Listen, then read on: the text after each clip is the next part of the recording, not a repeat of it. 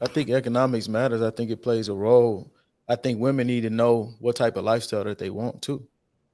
So when you vetting, I think people are vetting each other. So you have to decide, do you want to stay in a $250,000 home, $100,000 home, a quarter million, like whatever your thought process is as far as how you see your life playing itself out. You have to actually see that, and it's not just on men to be able to plan. I know we kick that around, and men got to have a plan, and we do. That's a fact. We got to have a plan for our family for sure. But women also have to have a plan in the man that they actually want to lead them as well. So you got to know that the amount of money you make matters. And it's not everything. Kanye say the same thing. Having money not everything, but like every everything revolves around it, bro. Like everything revolves around the amount of income that you generate.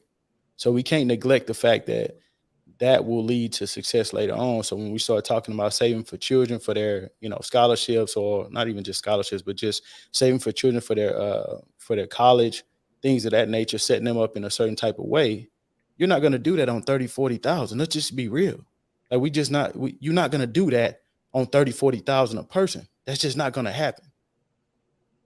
So like that does play a major role in it. So you have to know what type of life you want to live and not live above your means. That's it.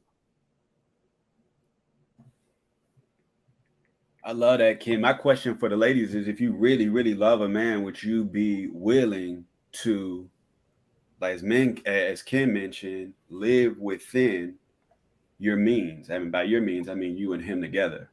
Would you be willing to, kind of peel back to what you may be used to for love, right? Are we gonna be honest here? I'm just gonna be Be honest. honest. Be honest. Shoot straight. Absolutely. I think that Absolutely, because the material things, you can't take any of that with you.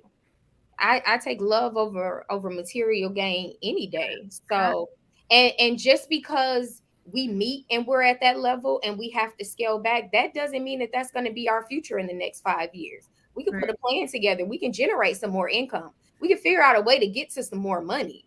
So just because we're temporarily sacrificing to get, it's a bigger picture at hand. So absolutely, man. Listen. Yeah, the way this love is set up, it's going to empower you, baby. We are not staying in one place. Exactly. Yeah, no. Not me.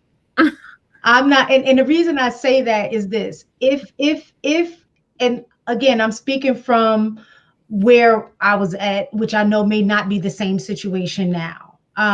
But just in terms of my personality, if prior to me meeting you, let's say my lifestyle was I traveled once a year. Like traveling is a big thing to me. I love to travel. So I was able to travel on my own once a year. And I, let's say, lived in my apartment or whatever. So everything that I'm doing is based according to my income alone.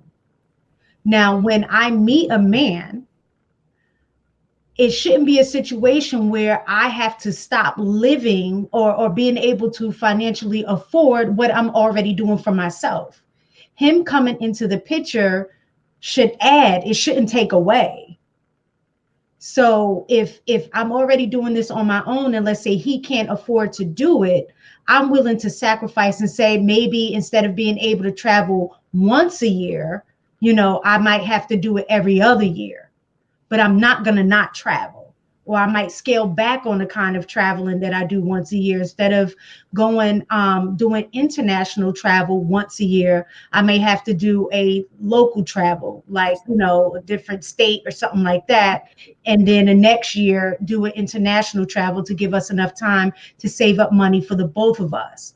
But I wouldn't be willing to sacrifice how I'm already living. If that person is going to take from what I already have, then is a no-go.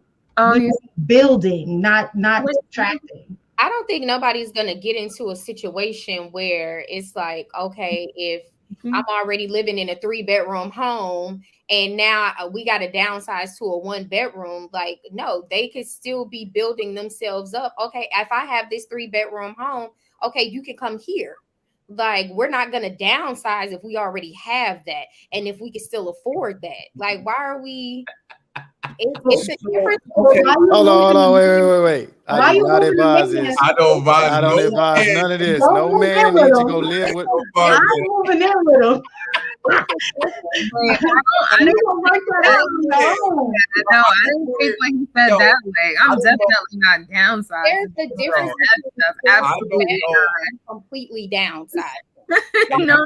I get some men do not want to move in with a woman because then she starts telling the man what she can and can't do. That You gotta live separately. I do not advise that any man. Hold on one second. I do not advise that any man go ahead move in with a woman in that type of capacity, bro. Get yourself together. I don't advise any woman to let a man move in with him if he can't afford his own spot. If you got get yourself That's together, what y'all bro. saying though. What I was hearing was y'all saying just with somebody that can't afford.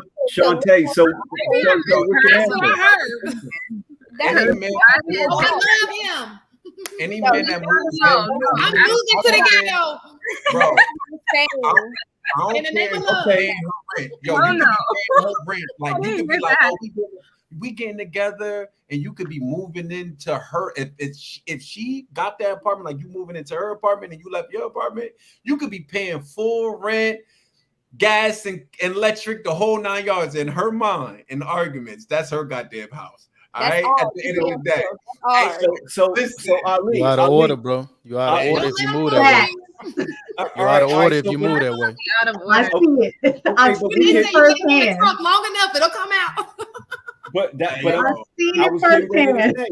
I was getting ready to say we get into the truth now. So here's the thing: the majority of the women on the panel would not be willing to sacrifice or decrease their quality of life in order to make union with the potential husband. So with that being said, if he is not in the financial position and you really, really want to be married, will you gracefully bow out of the relationship?